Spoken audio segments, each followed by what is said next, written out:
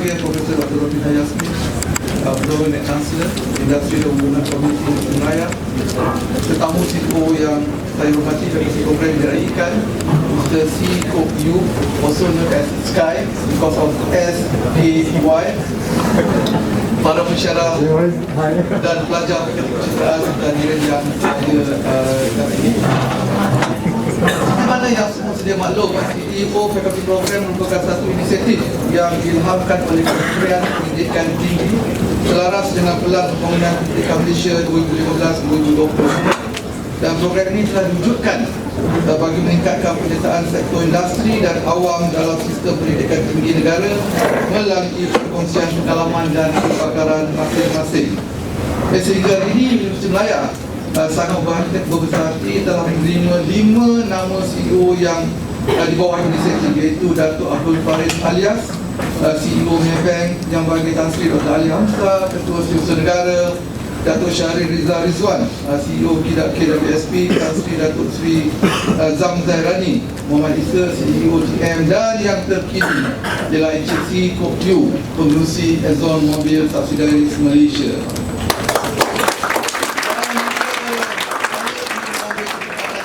Dan juga mengucapkan selamat datang kembali kepada Sky yang merupakan ikon yang tercalon sebagai CEO fakulti di Universiti Malaya. Ini merupakan alumni Fakulti Kejuruteraan yang menamatkan pengajian pada tahun 1990. Dan kini memegang jawatan yang paling penting bukan sahaja di Malaysia tetapi di dunia. Alumni Universiti Malaya, iaitu pengerusi ExxonMobil Malaysia, sebuah syarikat multinasional terbesar di dunia. Yang kita tak nak di negara, kita tak di dunia. Itulah IC. Teruskan kata-kata awal saya dalam bahasa Inggeris. Ladies and gentlemen, the Faculty of Engineering has become well known for producing graduates. They are intelligent, hopefully, innovative, and they can't above the rest in their respective fields. One clear example that I would like to share today is Mr. Sky, who hold a much respected position in ExxonMobil. The engineering degree that Mr. Sky had from UM, and to become the chairman of an ExxonMobil. Hopefully another couple of years, another 10 or 15 years, we have another chairman from the Faculty of Engineering more to ExxonMobil too, maybe. That is something that we are definitely proud. That he is again an alumni of UM and Faculty of Engineering. Welcome back to your alma mater, sir.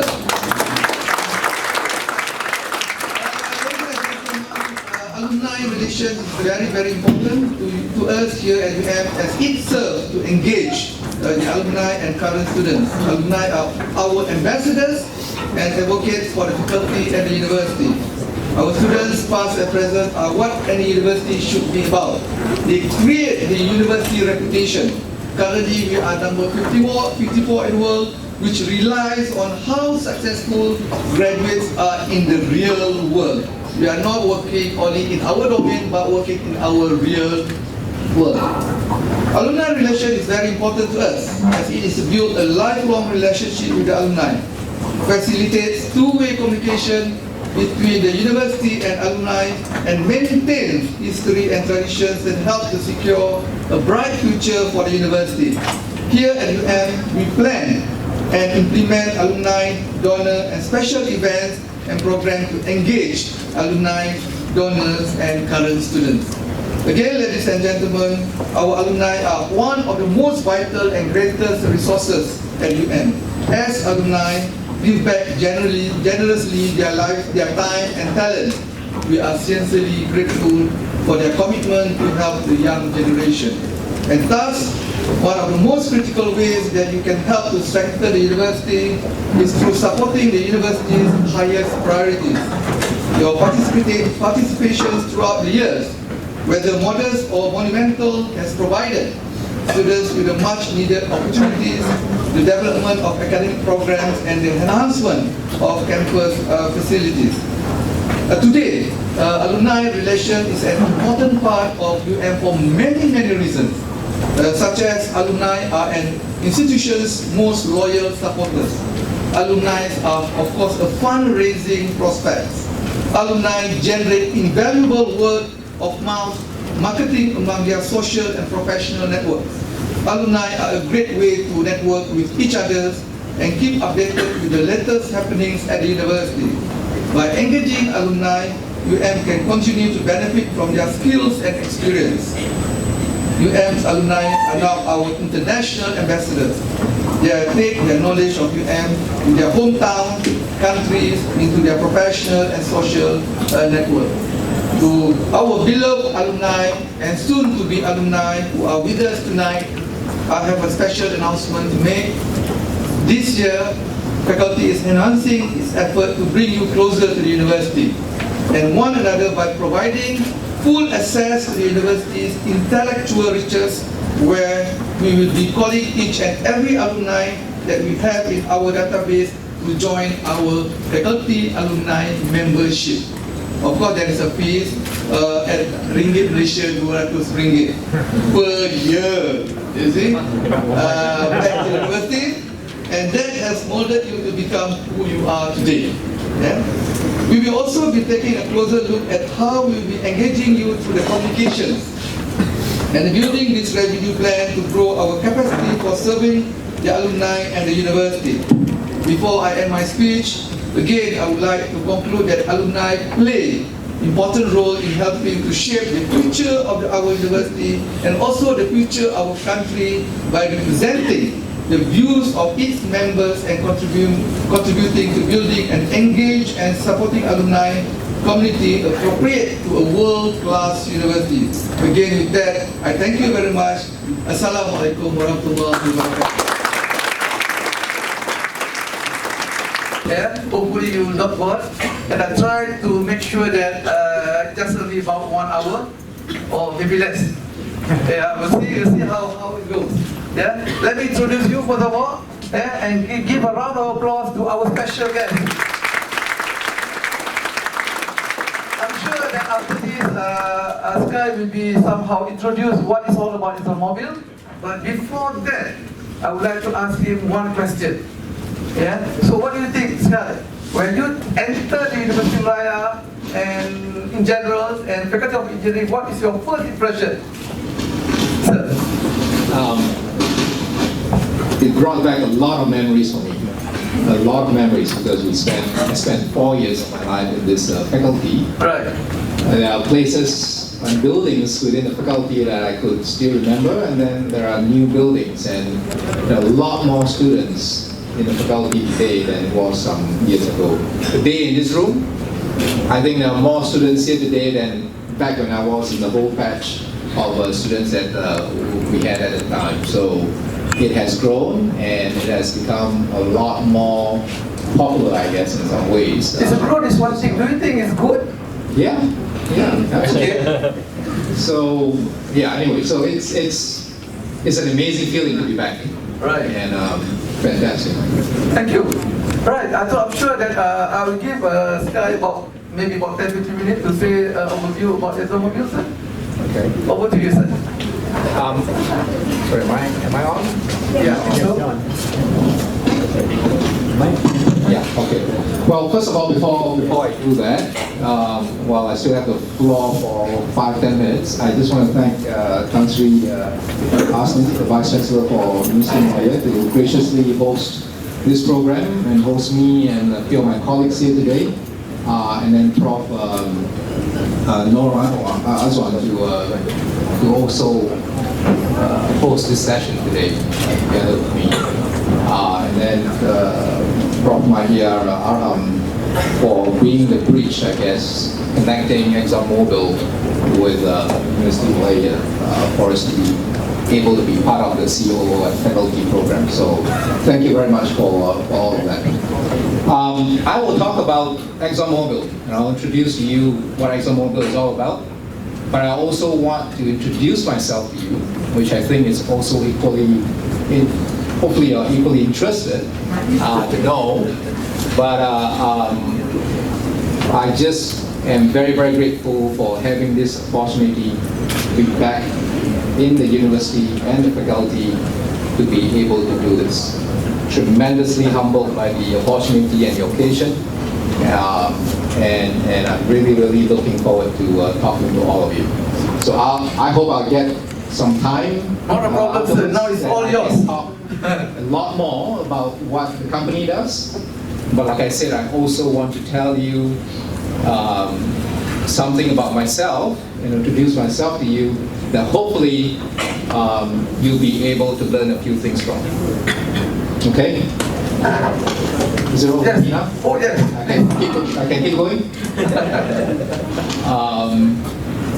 So let's see. What You do can I- just walk around, sir. Yeah, No worries. okay. You can go up to that. So first of all, welcome to today's session. Like I said, you know, it's a great opportunity for me to be able to come back to the university. I've been seen for a long time. This is somebody that I recognize from the crowd. And to do my part in giving back to the faculty and the university that have given me a foundation to do what I'm able to do today. It's a tremendous opportunity this evening to talk to all of you. I hope you're all very comfortable. I see it's very jam-packed and it's just kind of standing room only. This is a very well attended, I guess, session.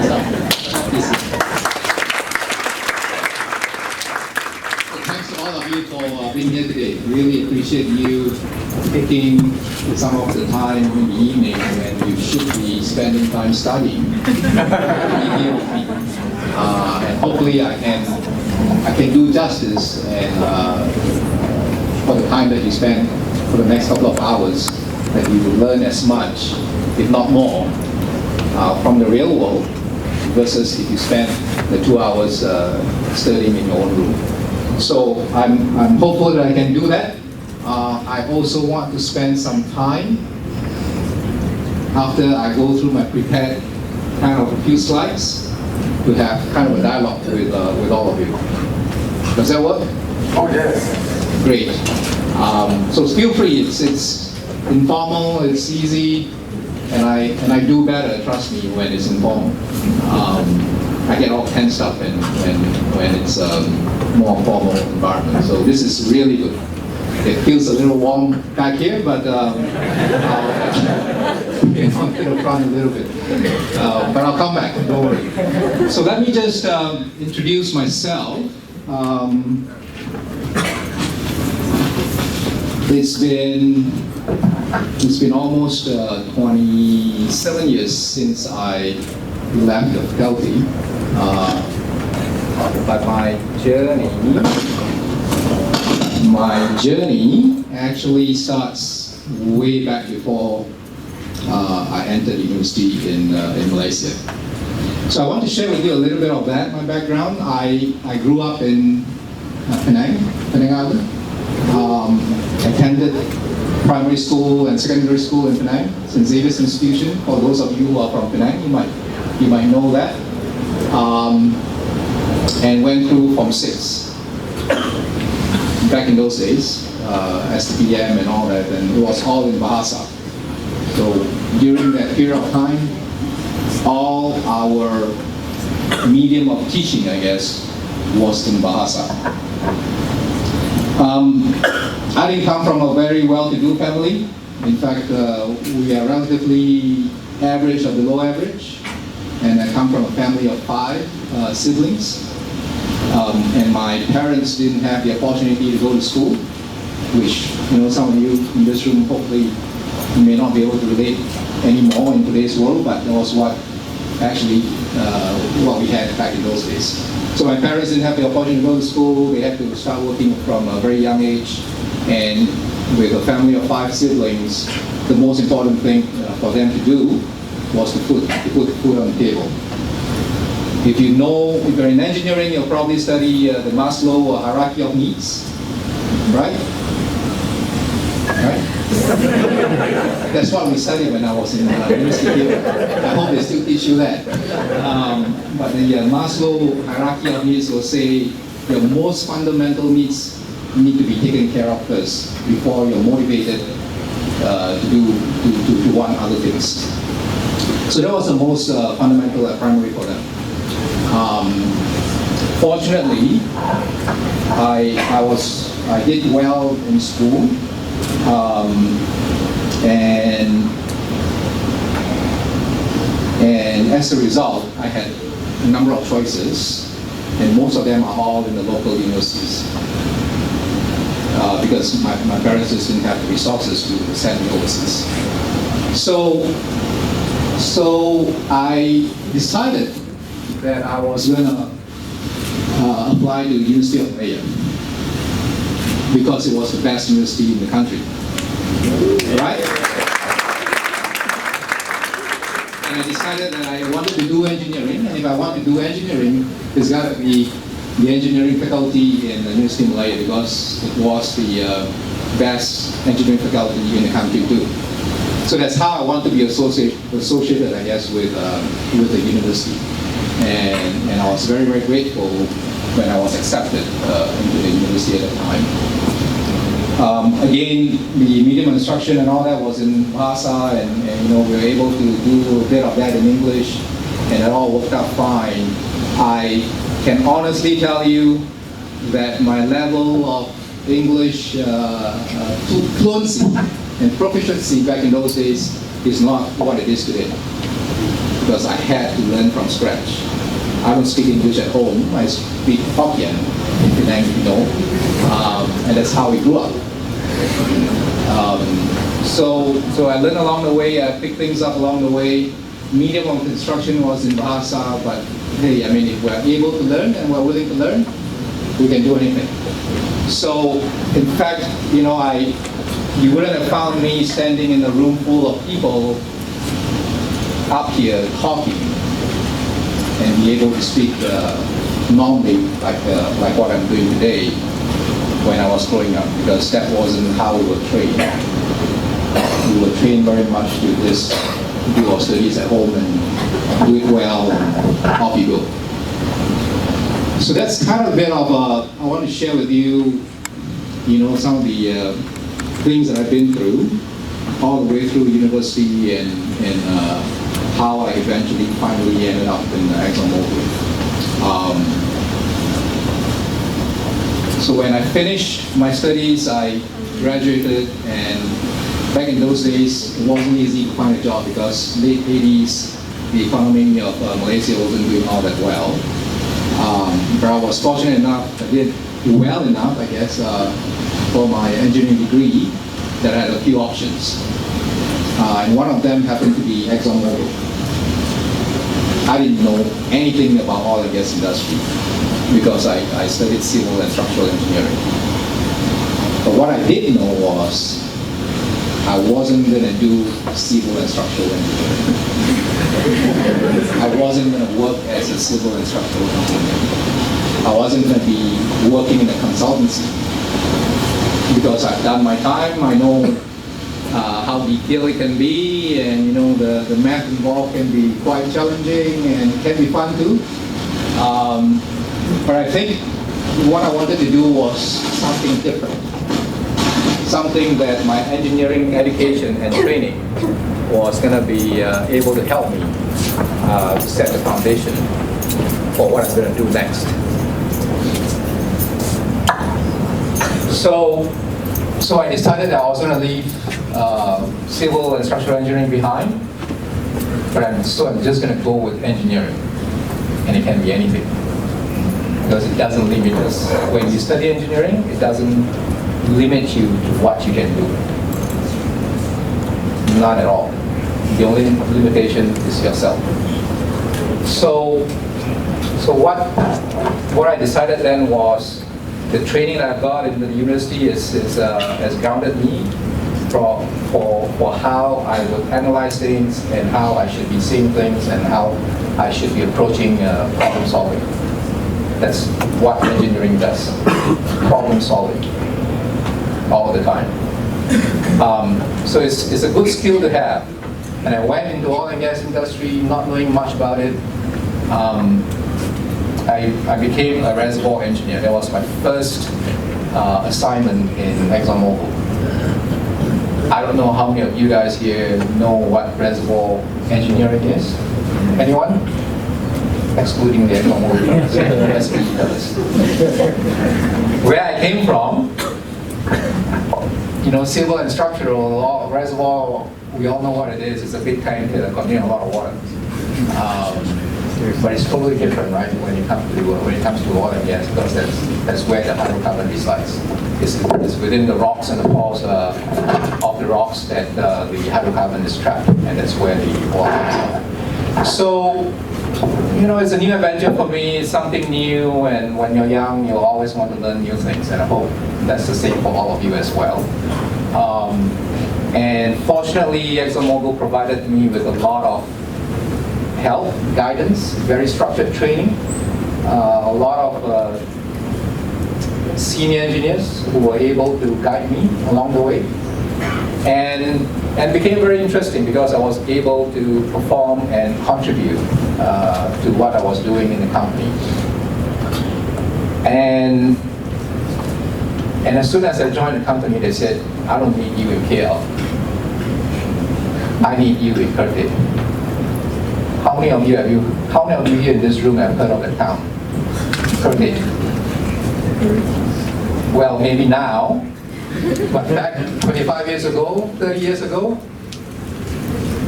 it's nothing there. It's just a town. It's just a very, very small town. Fishing village, pretty much. No entertainment outlets, no fast food, or you have the mama stall maybe, but that's about it. So should I take it or should I not? Should I go or should I stay back, right, and enjoy the city life when you're young, and why throw your young and bachelor days away and hide away in somewhere that's nobody knows about?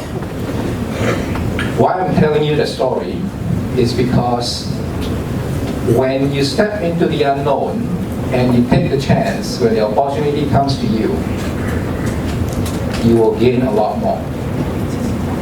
And that's how I started with the company. Because that's where our operating office is, or was, and I learned a lot. And time passed by very quickly, even in a quiet town. Well before I know it, I spent almost 10 years there. 10 long years of my life was in Kerteh. But it was fun. I get to learn a lot, and it's where you really want to learn about the industry, because it's where the operations is. So, I fortunately was doing quite well in the company, and then they got me back in KL for a couple of years. I went back again to Kerteh. I got married, a little child was born, and my daughter was born, and went back to Kerteh to work for a couple of more years. And then came back to KL for a short period of time before I got my first overseas posting. Well, first and only, I should say. And it's still first and only until today. But it was a long one. And that was my first overseas trip ever. I was already in my 30s. And I already had a family. A total cultural change for me, right? I mean, you grow up in a small town and you work in a small city, not even a city, small town, and haven't been overseas, on a working assignment or as a student in my entire life. Now, of course, I've traveled and short trips here and there, but nothing close to having to work in an organization and a culture and the people that are totally different from what you're familiar with. So again, it was another adventure, another opportunity, I should say. I got very, very uncomfortable. We are all naturally very comfortable in our own environment, and we say if we go through life this way, then we're all happy and fine. But when you do that, you don't grow and you don't learn. So I took on the opportunity. I think it was a great one, and went over to Houston with my family,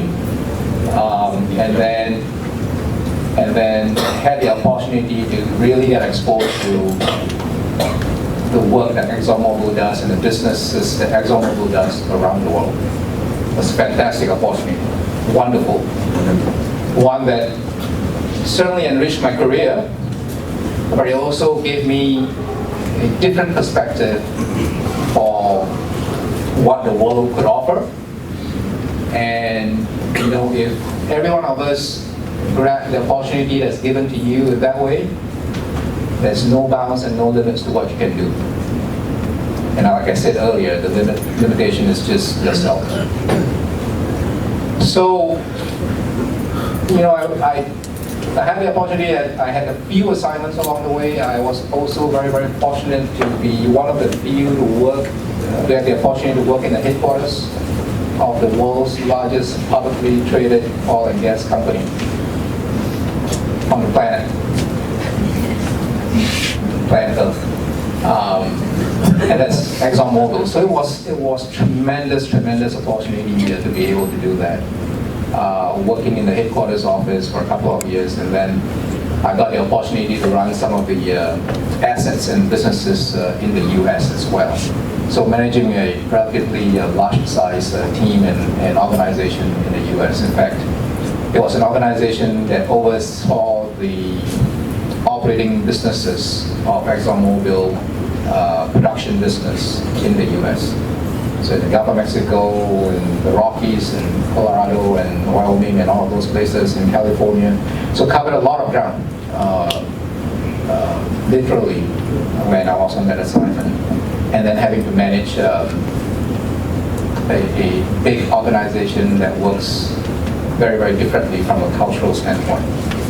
So dealing a lot with Americans and, you know, and then people from other countries who also have assignments there. So really good opportunity, really great growing experience for me, and that's how I developed myself. Taking on those opportunities that have been given by the company.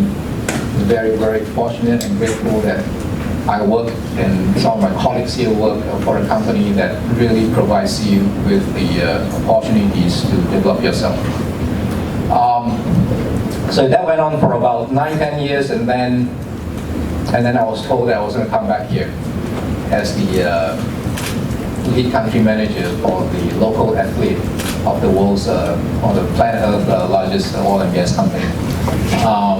So really honored and humbled by the experience, and being the first Malaysian to do it.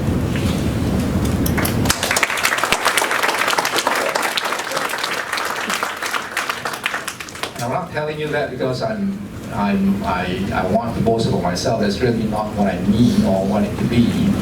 I'm proud, yes, but I want you to know that anyone and every one of you in this room, if you aim high enough, if you set your goal high enough, and you strive and aspire high enough, you can be what you want to be.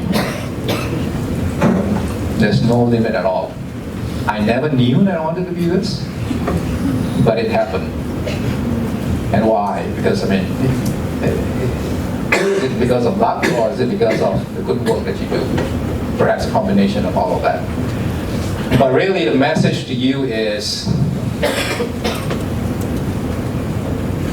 whatever you want to do, always strive to do your best. Otherwise, it's not worth your time, and you don't do it. You want to do something, do to the best of your ability. The other message to you is, the world is the oyster today. I mean, you guys are just coming up from college. I'm about to end my career in a few years from now.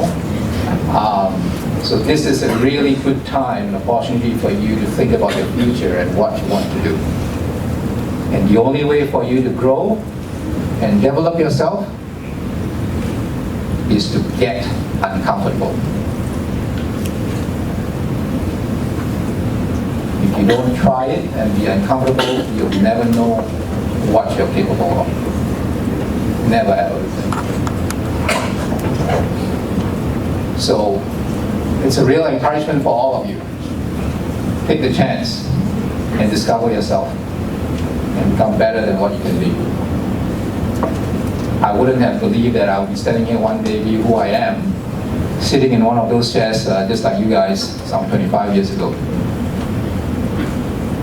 So it's been an amazing journey for me. I just want to share that with all of you so that hopefully you can either take it as it is, learn from it, or just chuck it away, it doesn't matter. But I just want to share that with all of you, and hopefully you get something out of it. So on a personal side, I have my wife, of course, and 2 children, one 15 years old and another one 13 years old. I try to spend time with them during my weekends and free time. I'm a big sports fan.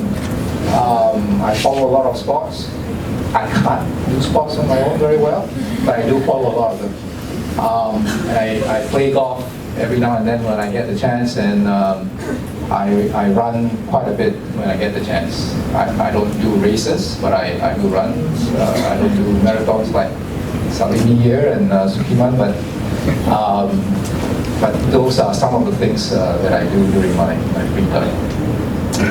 So that's about myself. Let me now, and we can come back if you guys are interested and have questions and all that in a short while. But let me quickly introduce what ExxonMobil does to all of you. So you can go on to the next slide. So if you still don't know what ExxonMobil does, we produce and deliver what we call energy to the world. There's a huge demand of energy every day in our lives. Whether you realize it or not, is a different question, because you probably don't realize it, that energy is all around us. Technology is all around us, so is energy. But what's most important for us as a core value, as a corporation, as a company, is safety of our people, on anyone that works for us, and integrity of our people. When I say integrity, it's personal integrity. Ethical standards. Because we have got a large organization, and we need to maintain the integrity of an organization in order to be able to run it, and in order to be able to manage it, so that we can safely deliver the energy that the world needs each and every day. And on top of that, we have 72,000 plus people around the world. We produce and operate in many parts of the world, almost 60 to 70 countries.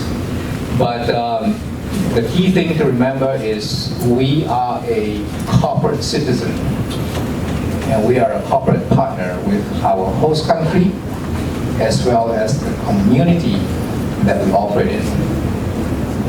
So that's why we're doing what we're doing in the university here today. It's one of the things that we give back as a corporation. Now we give contributions, financial contributions and all of that, but we're equally encouraged as well as complementing the financial contribution with our time and experience to share with all of you. And the CEO at Faculty program is a tremendous opportunity for us to be able to do that directly in person, as opposed to just a financial contribution, which you may find some benefit in there, but maybe it's not as deep as it would if it's a more personal experience that you're able to have. So this is another way for us to give back to the community. So the next one is how we are an integrated oil and gas company. When we say integrated, that means we're involved in the production of the hydrocarbon. We're also involved in the refining of those hydrocarbons. And we're also involved in the chemical aspects of it, where it's also derived from hydrocarbon. So we explore, we discover, and we find the resources anywhere around the world, in deep water, in the Arctic, onshore, on land, anywhere you name it, that we can access with technology will be there. When I say deep water, it can be as deep as 3,000 meters. That's about 10,000 feet. Really deep water. So we first explore and we discover enough hydrocarbon in the reservoir. We will develop them. We'll build facilities, right?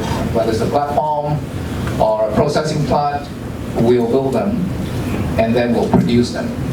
And then we send it to the refinery. It has that refined and processed. It becomes fuels. Your petrol, your diesel, your kerosene, your jet fuel, all of those things, we make them. And then we sell them. So that's kind of the full chain. And perhaps you probably wouldn't know, but we are also a very, very big company in the chemical production. And a lot of the products that you use today is made from olefins, polyolefins, aromatics. You know, the phones that you use, the motor vehicles or the cars that you drive, those are all from those chemicals that we make. So that's just one part of it. And then we also produce a lot of gas, natural gas, right? And how do we transport natural gas? We transport natural gas, we produce them, we discover, we produce them, we send them through pipelines. But we also can transport them from one country to another. And how do we do that? Gas, how do you transport gas? You supercool it, right? You put it under a lot of pressure and you supercool it. Thermodynamics will do that for you.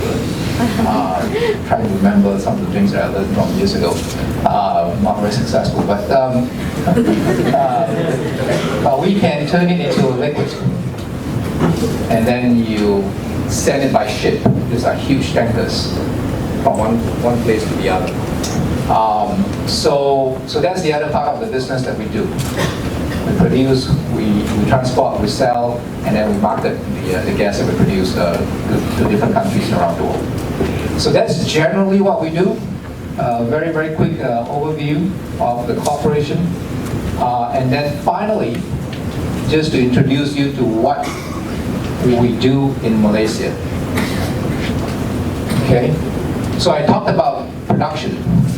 We are a significant producer of oil and gas in Malaysia.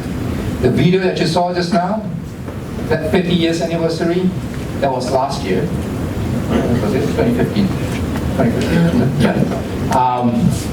And that marked the 50th year that we've been in Malaysia, producing the oil and gas in this part of Peninsular Malaysia for the past 50 years. So it's been a long time. But little known fact, the ExxonMobil brand has been in the country for nearly 125 years. 125 years. And we will be here for a very, very long time still from now.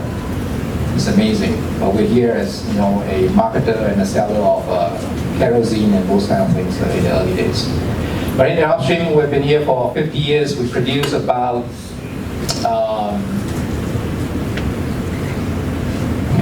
let me combine this. This is about 80 to 90,000 barrels of oil, of liquids, which is about 15% of the country's liquids production.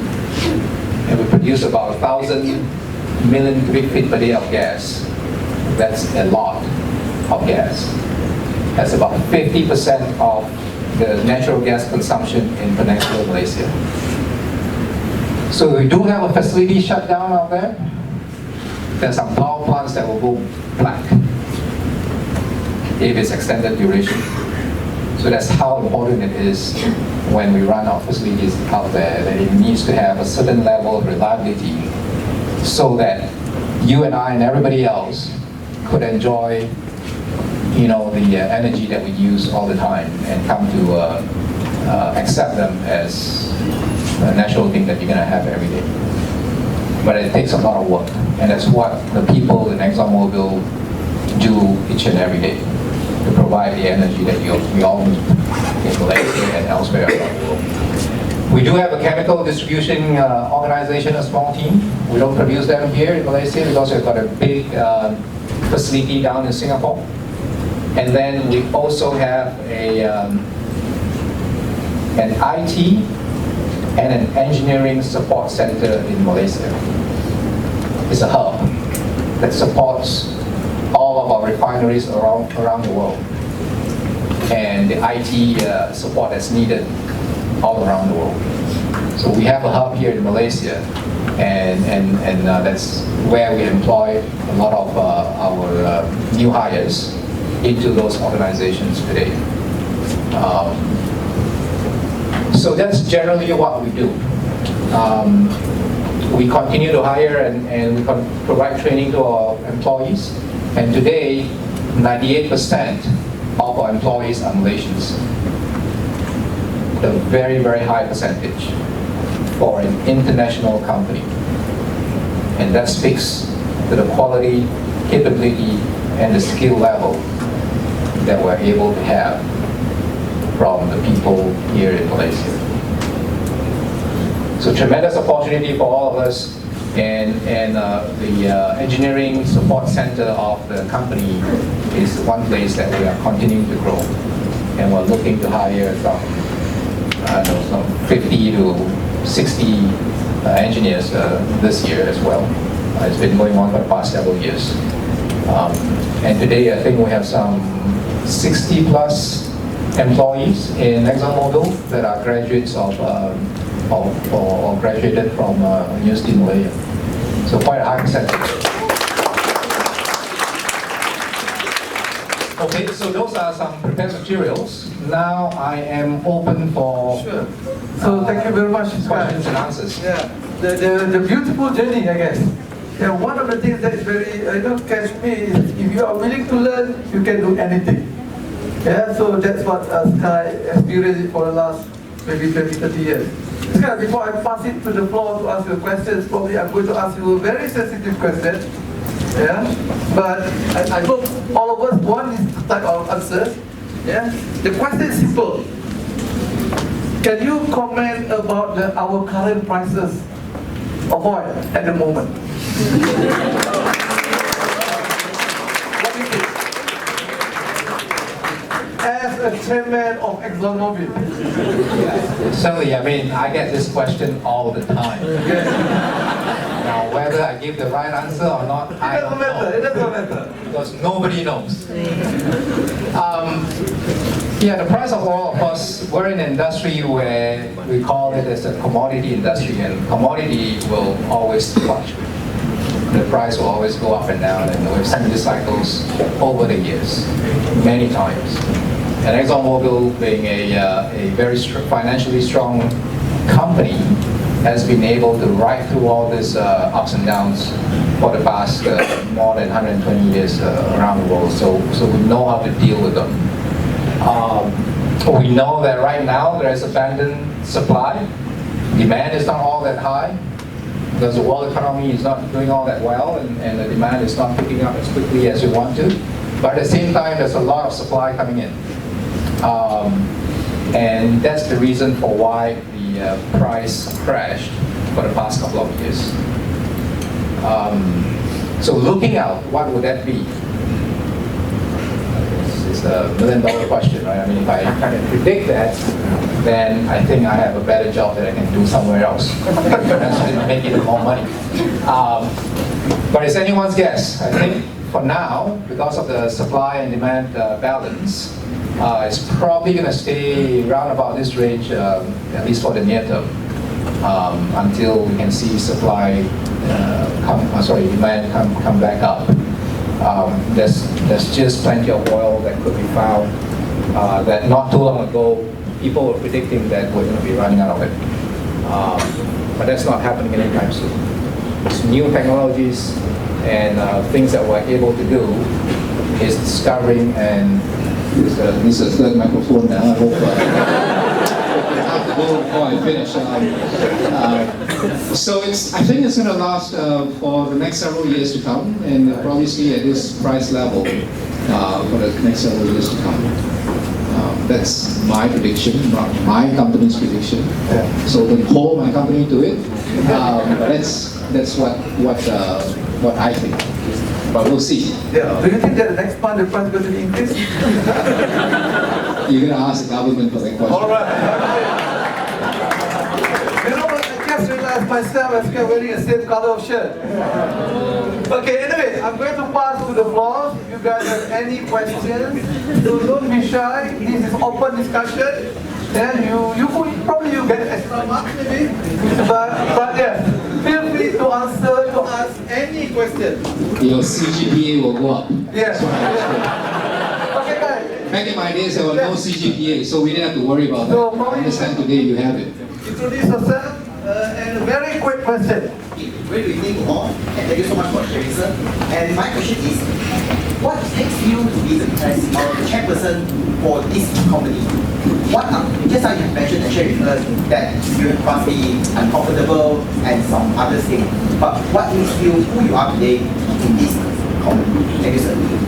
Thank you. You know, it's hard to describe. I would say. Sometimes I reflect on that myself and ask, why me? I mean, I'm just a regular Joe like you guys, you know. And I was sitting there not many years ago in my T-shirt and flip-flops and all of that. Riding around in my cup tie and whatever. You see the cup tie, yeah? You don't have it now, you have mine. But that's what we did. You know, as I look back at my career, and I think one of the things that you gotta really know is what your strengths are, and understand them really well, and accentuate it. That means play up your strengths. But also equally important, know what your weaknesses are, and then work to improve them. Nobody is perfect. I'm not perfect. I have a lot of flaws. You just don't see them. People who work with me, I'm sure they'll be able to tell me, but they may not be daring enough to tell me. But that's reality. I mean, we're all in that mode, right? But what I tell you is, never ever doubt yourself and trust your abilities, because you will not realize how much potential you have until you really push the limit yourself. And that's what happened to me. I grew along the way. I made mistakes along the way, but you learn from them. And that's the most important thing. You need to push the limit and make sure that yourself always stressed. Right, okay. Probably that's a question, yes, sir. Yes, thank you so much for spending your time here to speak to us and also to share experience with us. One of my questions would be... Have you should introduce yourself? What's your name of your program? My name is Sam, and I'm a final year chemical engineering student. Alright, so you want to work with L1 or what? I'm really interested. Okay, yes. But my question would be, how do factors such as the volatility of the Malaysian ringgit as well as the Paris Agreement affect ExxonMobil's business? Wow. And you know, there's a lot of things that will go on through the year, through the next 4 or 5 years, and we see that all the time in the geopolitical world that we live in today, and things will happen somewhere else around the world. For us, it's a long-term business. We always take a long-term perspective. It's not a today or tomorrow kind of issue. The price environment that we've been in has been lasting for the past couple of years now. It's much lower than any one of us would like. But we don't deal with it just for this couple of years. We look beyond that and we say, okay, what makes the most sense for us? Because we're going to be around. Governments will change, policies will change, but we will be around. And we've been around for more than 120 plus years. We have seen governments come and go, and presidents come and go, and whatever. But we're always around. So that's how we view our business, long-term business. And that's how we approach our challenges that are in front of us. COP21 is an environmental program that certainly we all are paying attention to. In any kind of business you're in any kind of industry you're in, will always have to evolve. If you stay still, you're going to get run over. You got to keep running. If you stay still, you're going to be passed by other people. So we always have to evolve. And who knows? Technology is a great tool that will help us to take on the challenges of the future.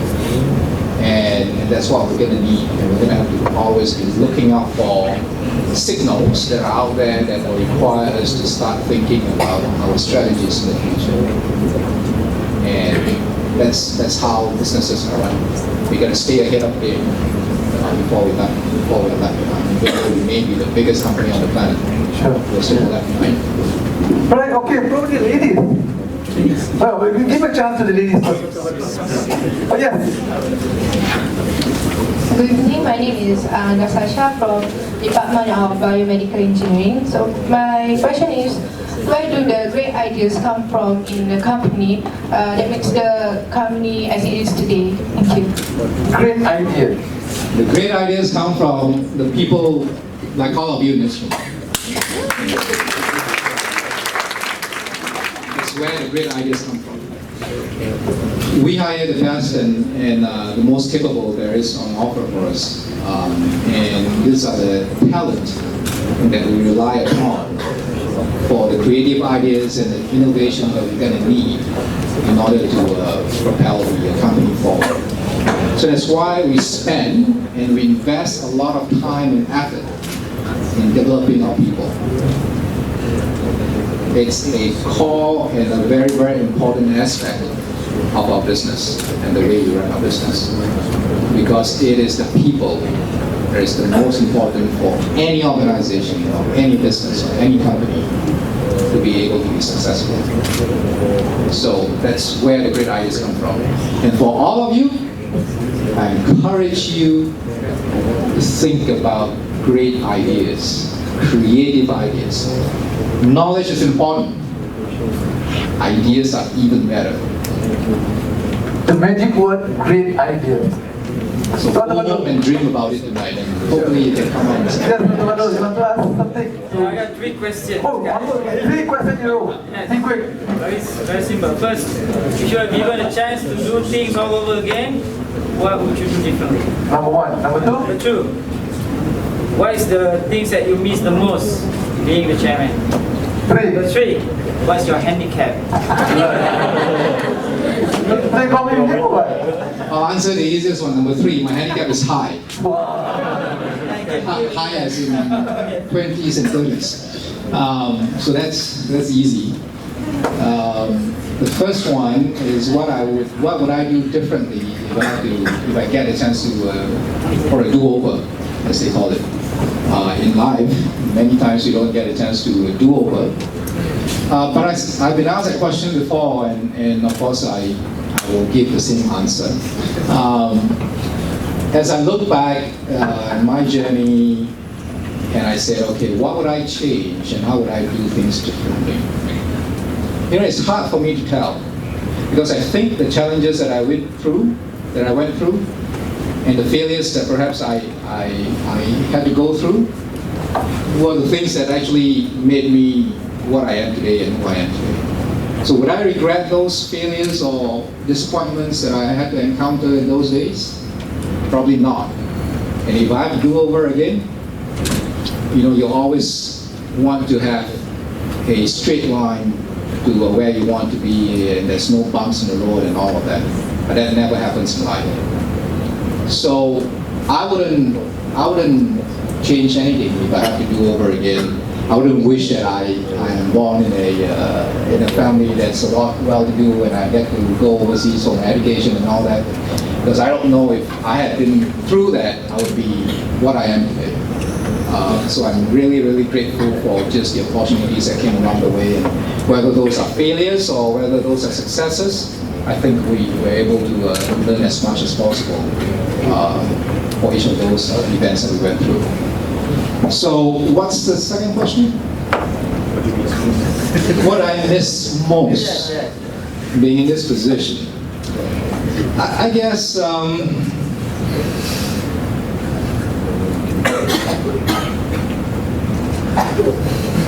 there are occasions where you need to play the part and you need to be more careful in the environment that you're in, right? Especially when you're in a position of responsibility, and you're in a position of accountability. So I can't, even if I like to, I can't be sometimes nonchalant about things. I can't just take things like it's not an issue or it's normal or it's something that I probably in retirement I say, oh, no worries, I don't care about that. But I can't do that because I have responsibility and I have accountability for people and the business. But I always need to be putting that in front of me and as a priority. And that's what I got to be guarding because I'm being entrusted with that responsibility. So, at times you'd say, I just don't want to be bothered by all of this, or I can't do that. Now, do I really miss it as much? Maybe as I get closer to retirement, then I will start thinking about that. But in the meantime, I'm responsible for a lot of things that I need to do. Alright. Okay. Before I pass you guys to ask questions, just one simple question. Yeah. Are you a result-oriented chairman?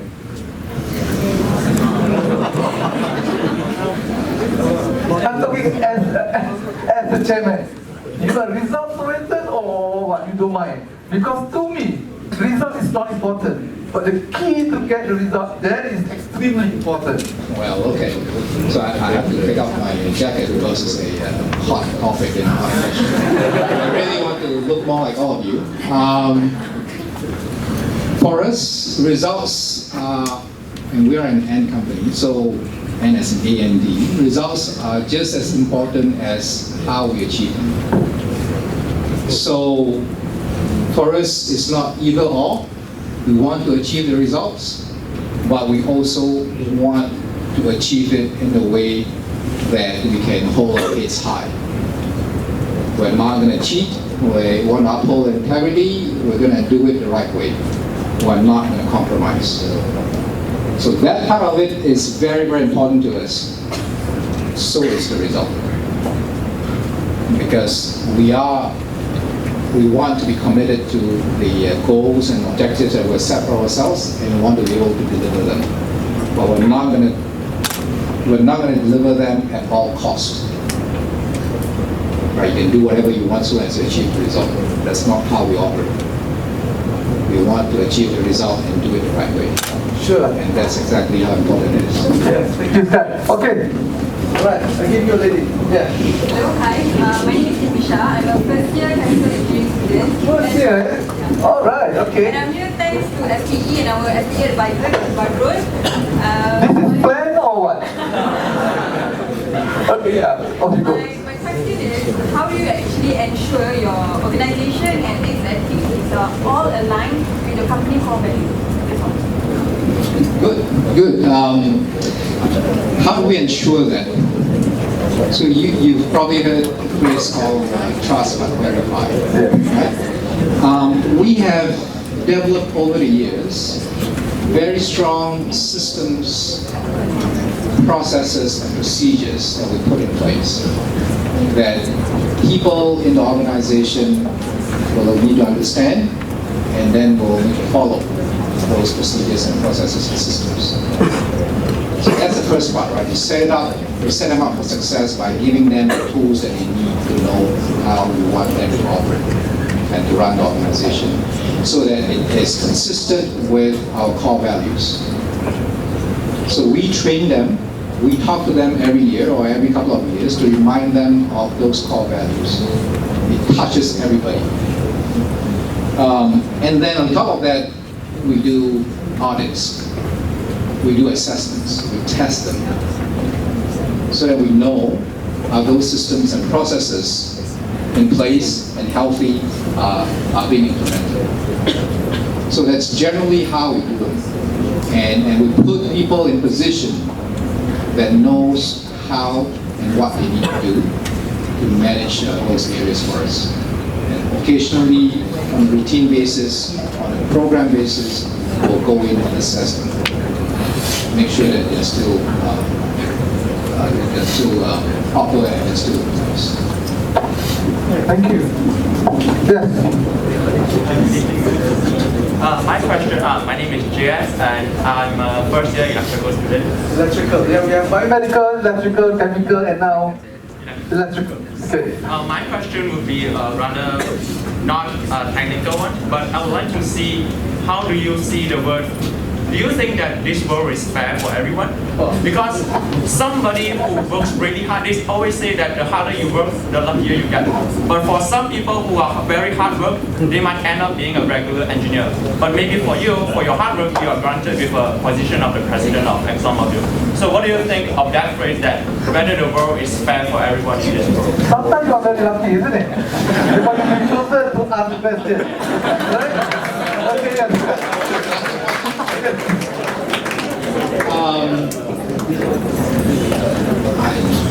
It's hard to say whether the world is fair or the world is not fair. And I think in my mind, in my view, if you have given your best and you have done your best, and that you are satisfied with what you have done in yourself, that's what matters the most. It shouldn't take away your accomplishments or your achievements just simply because there's somebody else who's better than you or work better than you or being recognized more than you. Because there's always going to be that situation. It is a competitive world. No doubt about that. We can't pretend that. No, we're not all equals. Eventually somebody will become the prime minister and somebody will become the chairman and there can only be one person. Do I feel bad that I'm not the chairman of the ExxonMobil Corporation? Seriously, there's many other people who are more senior than me in the corporation, okay? But that's how it is. That's what it is, right? I mean, we will do our best, and we shouldn't be shortchanging ourselves. And so long as you know you've given your best and given your all, whatever will be, you can control it. So don't waste your time, energy, and effort on trying to figure out what's happening and why you're self-pity about yourself. Because you can control many things. You can control what you do, and what you can do, and how you can do that. But don't spend your energy on wondering about why the other person is doing better or maybe more lucky or whatever. Spend that energy to improve yourself even more. So the end of the day, you have to ask yourself. Correct? Right. It's all on you. It's all on you. So why not watch into this side? Yes. Yeah, I'm Roshan, a chemistry student. So my question is, since the oil price crashes, a lot of people think that the future in oil and gas industry is not very bright. Even Shell changed their business strategy in Malaysia. And with Donald Trump, a businessman who is more believed in oil and gas industry, what do you think is the future of us fresh graduates when we step into the oil and gas industry? What do you think the future for us and also the advisors for us who are very interested in this industry? Yeah, I encourage you to do what you want to do, that you feel like that's the best match for what you want to do. Because then you'll be satisfied with your own decision in the future that that's where you're going to be able to do the most, contribute the most, and that's where you get the most interest. I wouldn't suggest that you go into an industry or a company that kind of interests you, but your real interest is not in the industry. So always be looking for things that you really, really want to do. Then you'll enjoy doing it. Otherwise, you're just spending, and you won't fulfill your potential. As far as the oil and gas industry is concerned, we're going to be here for a long time. Doesn't matter, people are changing their business model. It's just a response to the current situation. Shell has been around for a long, long time. ExxonMobil has been around for a long, long time. All these big companies have been around for a long, long time. They will be here no matter what, and no matter who the president is and what policies they put in place. Those are just challenges along the way. And that's the reason why we have people in the company and the organization to deal with those challenges. But I wouldn't suggest that you allow yourselves to make a decision on which line of work you want to do or industry that you want to be in just by what you hear about it today. Because it's very, very myopic and very short-term. You need to look at it from a long-term standpoint. Is that where your interest is, and is that where you can contribute the most? But if you want to join and you have interest in the oil and gas industry, certainly ExxonMobil is a great, great company to join. Because it's got, and a lot of us that's in the company are with the company for a whole career. We don't hire experienced hires. Very rarely do we hire experienced hires. We grow them from the first time we bring them in fresh from college. We train them up to understand how we work and understand our culture. And we've got very, very solid career development program, training program. So, yeah, send your CV to Mr. Sukiman and ExxonMobil will somehow consider about it. Okay, from this side. Yes. Good evening, sir. I'm Caroline, a third-year chemical engineering student. So I'm just curious about little things. Why you choose ExxonMobil instead of other oil companies, which like Shell, Schlumberger, Petronas? Okay. Wow. Great. Is it lucky? Well, let me describe a little bit more about how I ended up at ExxonMobil. I mentioned, I guess, very briefly when I started that I had a few options, and I applied to a few companies, and not all of them are oil and gas. So I was first offered a job by an Accenture. Today it's known as Accenture. In the past it was known as Anderson Consulting.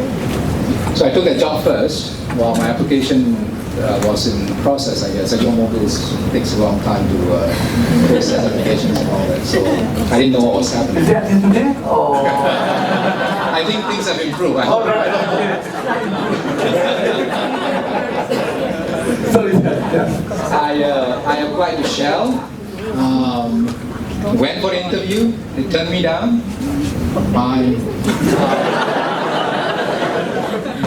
Thank you for turning me down. And I waited for, well, I didn't wait, I guess. I didn't know what was happening with ExxonMobil until one fine day the letter of invitation came for an interview, and then I went to the interview and I was offered the job, and I said, actually, Anderson Consulting wasn't where my heart was. I didn't enjoy or didn't quite like the consulting type of work because you're not in the core of the business. You're always at the periphery of the business, thinking that you know the core of the business. So I eventually left and I ended up with ExxonMobil, and you know, back in the days, Shell is clearly a lot more well-known because they're everywhere, and this yellow sign is quite ubiquitous around town. ExxonMobil is, I guess, Esso wasn't as well known at the time. And I didn't know, honestly, that Esso was, at the time, I don't think they were the largest yet. But I joined them anyway, because I know they're one of the largest, they may not be the largest. I eventually became the largest. So that's how it evolved. I had a few opportunities. I didn't particularly pick out ExxonMobil. It just happened that way, and I've been grateful ever since. Just happened. Okay, from this side. Any questions? Yes. Good evening, sir. My name is Ilman Mustafa. I'm currently taking chemical engineering in my third year. It's a very simple question, actually. What would you, as a chairperson and as someone who's been in plenty of technical positions, what would you look for personally and professionally as an employer in engineering graduates like myself who are interested in the oil and gas industry? So what would I look for? What will we look for before we hire an individual? So the first criteria for you to be able to get through the door to even be invited for an interview is your grades, right? What's your CGPA and your grades? So the grades matter, yeah? Yeah, the grade matters to just get your foot into the door. All right. You're not going to be hired. Grades is one thing, of course. They're going to be looking at what other activities you participate in, and you know, your usual resume kind of things. That's the first thing that the employer will see. They haven't seen you yet, they do not know you, but that's the first thing that they'll see. So we kind of go through that screening process and then identify the candidates that we want to bring in for an interview. So that's kind of your first cut. So first of all, you got to make sure that they've got some relatively respectable grades, and that you have some qualities in leadership and participating in games and sports and societies and all of that, right? Because we don't only look at grades. We want people who are more rounded. Active in all aspects? Yeah, active in most aspects. And then we call them in for interview. Then we judge their logical thinking, their communication skills, and their ability to work as a team, which is very, very important. So, because when you're in a big organization, you got to work with people. If you cannot work with people, I'm sorry, you just can't work in an organization. So those are some of the important things that we look for, right? Your ability to communicate well, that you are alert and aware and intelligent enough to know, pick up things that are being asked of you, and they're responsive, and then looking for your creative thinking, your ideas, critical thinking, as well as, again, your ability to work in a team. So that's generally pretty much what it is. And that's generally everything, I should say. So try to get higher CGPA then, yeah? So that's the message. Okay, from this side. Yes, sir. Good evening. My name is Lantern. I'm from Mechanical Engineering Studies. So talking about looking to the future, and I think most of us acknowledge that oil and gas is a limited resource, rapidly dwindling limited resource. Which may or may not happen in our lifetime or the next few lifetimes. But I'm wondering, as a person of your position, sir, as you thinking about the society, look to the future as in having oil and gas industry transform into an energy-based industry where it looks at oil and gas and green energy and solar energy and wind energy and all those different forms of generating energy. And maybe one day we'll have something like an Exxon solar panel or something like that. Do you think this might be the way forward, or perhaps no? Yeah, I think we'll share in future sessions, you know, what we call our outlook on energy out in the next 40, 50 years. We are currently today is an energy company. Of course, our primary business is in oil and gas. There is a lot of talk today, what is the future source of energy? Now, oil and gas, of course, is not just a declining commodity, but it's also a commodity where a lot of research has been going on to diversify the energy sources as we know of today from an environmental standpoint.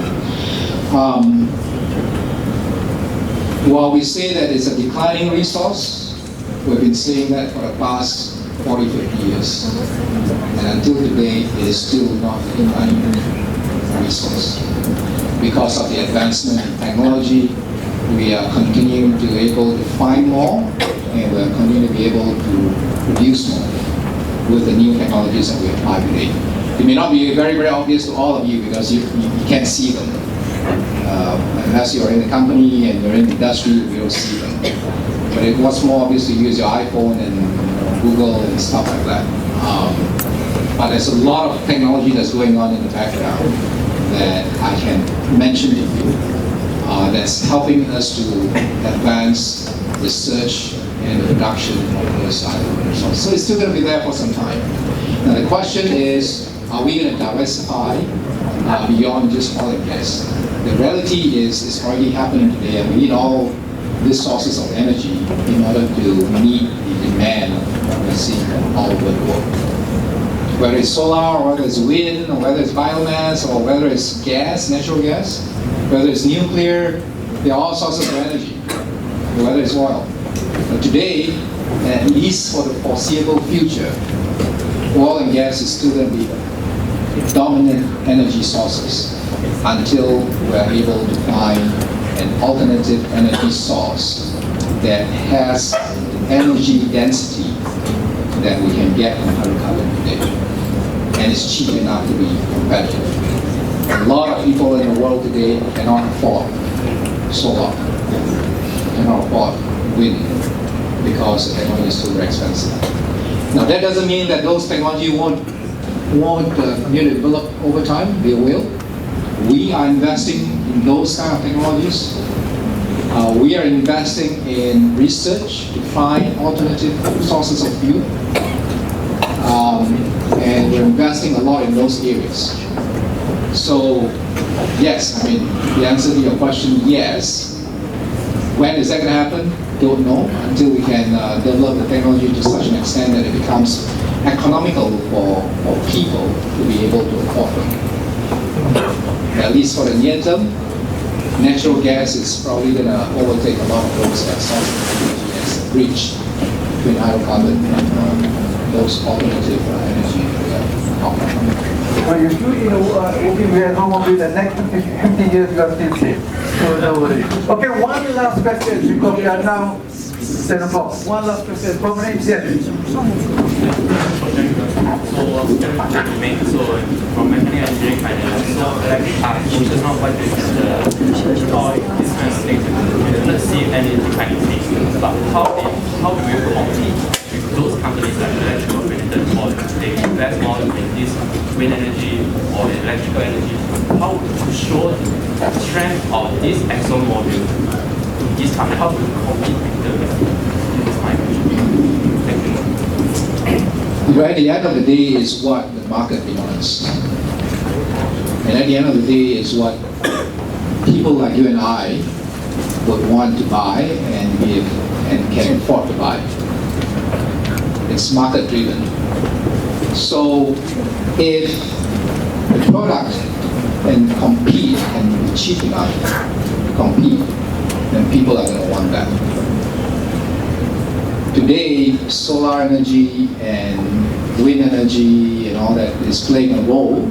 I'm not saying that they are not, but they are very small in terms of the total supply of those sources of energy to the overall demand. Overall demand is still dominated by crude oil, by natural gas, and coal. So until such time where solar, it may sound great, and it's a great technology, the challenge that we all have is we cannot store energy. We can put energy in a tank and transport it and use it later somewhere else. As soon as it's generated, we've got to use it, or it's going to be lost. So that's where the research is today. How do you store energy in enough density and be able to compete with oil and gas? So that is the thing that we need to think. Right? Okay, one very last question from me, and after that we pass to, okay, we can just discuss later on. One very last question. Okay, sir, what is the top tip method to employers? Tip method to employers. Say that again? Yeah, what is the most important thing method to employers in one word?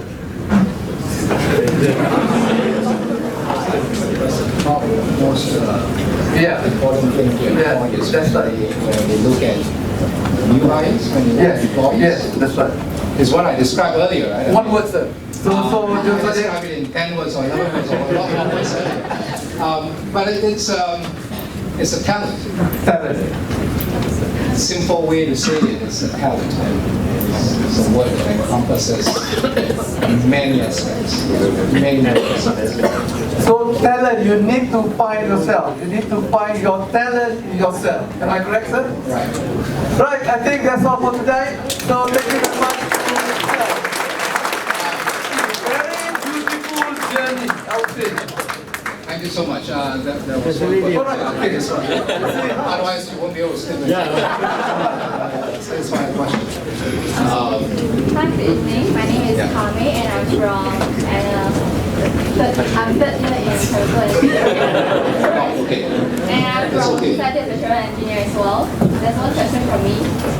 As you have worked for 25 years in oil and gas industry, what is the biggest challenge that you have encountered? And what actions that you have taken to tackle that problem? If you were given a chance to tackle it differently, how would you do?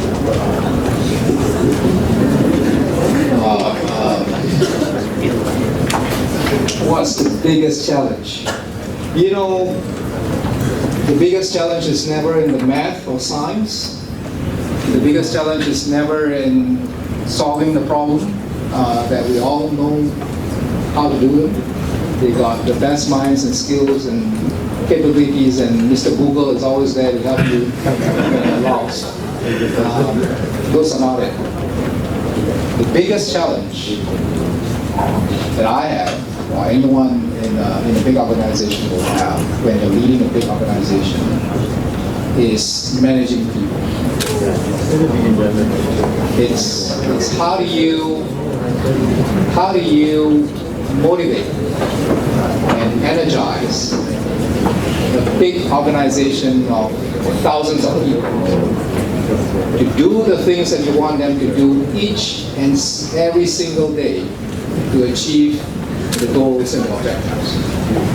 How do you do that? Every single person is different. What I'm telling you, what you're hearing, is different from the guy next to you. Yeah. Because how you're interpreting it. Managing the people, managing the machine is very straightforward. Exactly. Yeah, you just push button, ask the machine stop, they stop.